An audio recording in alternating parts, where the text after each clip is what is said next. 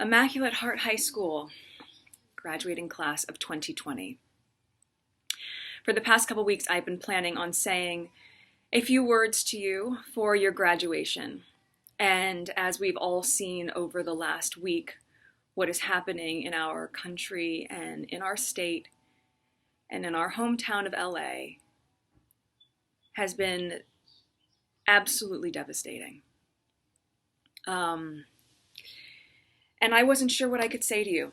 I wanted to say the right thing, and I was really nervous that I wouldn't, or that it would get picked apart. And I realized the only wrong thing to say is to say nothing.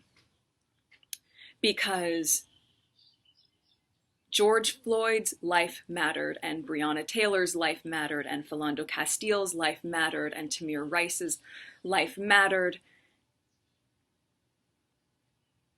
And so did so many other people whose names we know and whose names we do not know. Stephon Clark, his life mattered. And I was thinking about this moment when I was a sophomore in high school. I was 15, and as you know, sophomore year is the year that we do volunteer work, which is a prerequisite for graduating. And I remember my teacher at the time, one of my teachers, Miss Palia, said to me before I was leaving for a day of volunteering, always remember to put others' needs above your own fears. And that has stuck with me through my entire life, and I have thought about it more in the last week than ever before. So the first thing I want to say to you is that I'm sorry. I am so sorry that you have to grow up in a world where this is still present. I was 11 or 12 years old when I was just about to start Immaculate Heart Middle School in the fall, and it was the LA riots, which was also triggered by a senseless act of racism. And I remember the curfew, and I remember rushing back home, and on that drive home, seeing ash fall from the sky and smelling the smoke and seeing the smoke billow out of buildings and seeing people run out of buildings carrying bags and looting. And I remember seeing men in the back of a van just holding guns and rifles.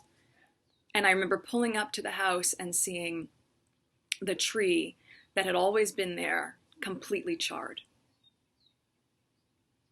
And those memories don't go away. And I can't imagine that at 17 or 18 years old, which is how old you are now, that you would have to have a different version of that same type of experience. That's something that you should have an understanding of, but an understanding of as a history lesson, not as your reality. So I am sorry that in a way we have not gotten the world to the place that you deserve it to be.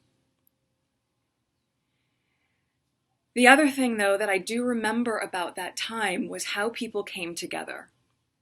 And we are seeing that right now. We are seeing that from the sheriff in Michigan or the police chief in Virginia. We are seeing people stand in solidarity. We are seeing communities come together and to uplift. And you are going to be part of this movement. I know that this is not the graduation that you envisioned. And this is not the celebration that you imagined. But I also know that there's a way for us to reframe this for you and to not see this as the end of something, but instead to see this as the beginning of you harnessing all of the work, all the values, all the skills that you have embodied over the last 4 years, and now you channel that. Now all of that work gets activated. Now you get to be part of rebuilding. And I know sometimes people say, how many times do we need to rebuild? Well, you know what? We are going to rebuild and rebuild and rebuild until it is rebuilt.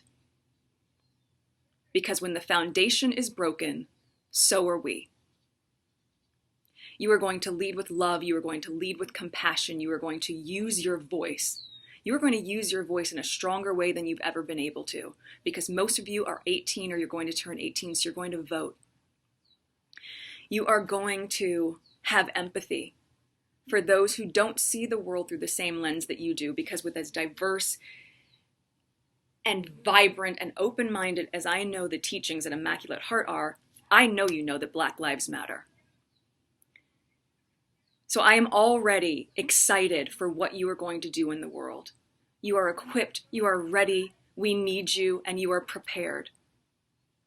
I am so proud to call each of you a fellow alumni, and I'm so eager to see what you're going to do. Please know that I am cheering you on all along the way. I am exceptionally proud of you, and I'm wishing you a huge congratulations on today, the start of all the impact you're going to make in the world as the leaders that we all so deeply crave.